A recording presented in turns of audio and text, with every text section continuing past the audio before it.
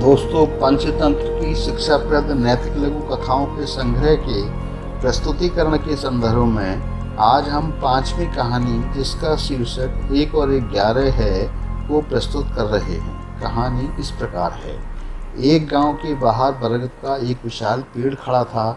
उस पेड़ पर बहुत से पक्षी रात दिन अपना समय बिताते थे तथा गर्मी के दिनों में बहुत से राहगीर भी उस विशाल पेड़ की छाया में विश्राम करते थे। दोस्तों, एक दिन एक शिकारी वहां रुका। उसके पास एक लंबा जाल था। शिकारी ने पेड़ के नीचे पक्षियों को ललचाने के लिए चावल के बहुत से दाने बिखेर दिए। शिकारी ऐसा कर रहा था। उस समय एक कौवा यह सब करते हुए शिकारी को देख रहा था, तो उसने अन्य पक्षियों को सावधान करते हुए वहां न जाने की सलाह दी। उसी समय न जाने कहां से उड़ता हुआ फाख्ताओं का एक झुंड उस बरगद के पेड़ पर आ बैठा।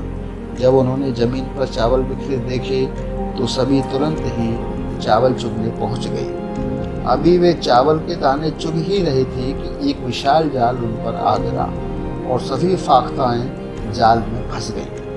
काफी प्रयास करने के बाद भी फाख्ताएं जाल से नहीं निकल पाई और तब फाख्ताओं ने शिकारी को आते देखा, जो कि बहुत ही खुश दिखाई दे रहा था, क्योंकि इतनी सारी फाख्ताएं एक साथ जाल में फंस गई थी। दोस्तों, जब प्राण संकट में पड़े हों तो प्राणी बचने के सभी प्रयास करता है। जाल में फंसी सभी फाख्ताओं की भी कुछ ऐसी ही दशा थी। दोस्तों, इन फाख्ताओं का मुखिया बेहद समझदार था।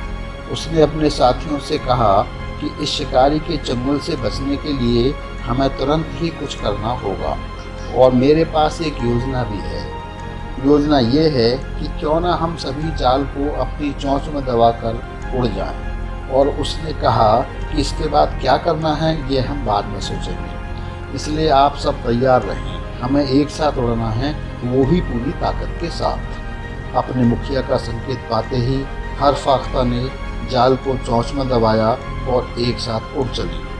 अब तो फाख्ताओं को जाल के साथ उड़ता देखकर शिकारी हक्का बक्का रह गया, क्योंकि उससे स्वप्न में भी ऐसा होने की संभावना नहीं थी। अब वह भी उनके पीछे दौड़ता चिल्लाता जा रहा था, लेकिन शिकारी ज़्यादा देर तक उनका पीछा नहीं कर पाया और शीघ्र ही सभी फाख्ताएं उसकी नज़र से ओझल हो गईं। और जब फाख्ताओं के मुखिया बोला कि पास ही पहाड़ी के नीचे चूहों की एक बस्ती है और वहाँ एक चूहा मेरा मित्र भी है, तब चूहा बिल के बाहर आया। तब चूहे ने फौरन ही जाल को उस ओर से कुतरना शुरू कर दिया जिस ओर उसका मित्र फाख्ताओं का मुखिया फंसा हुआ था। तब मुखिया बोला कि चूहे दोस्त, पहले मेरे साथियों को मुक्त करो, उसके बाद में मुझे करना, क्योंकि राजा को यह शोभा नहीं देता है कि उसकी प्रजा तो कैद में रहे और वह आज़ाद फिरता रहे। दोस्तों, यह सुनकर चूहे का मन अपने मित्र के प्रति श्रद्धा से भर गया और चूहे ने जाल काटकर सभी फाख्ताओं को मुक्त किया और उसके बाद मुखिया को बाहर निकाला। और कुछ देर बाद फाख्ताओं का दल चूहे का शुक्रिया अदा करने के बाद आकाश में आनंद से विचरण कर रहा था। तो साथियों, अंत में इस कहानी से मिलने वाली सीख यह है कि संगठन में अपार शक्ति होती है। धन्यवाद।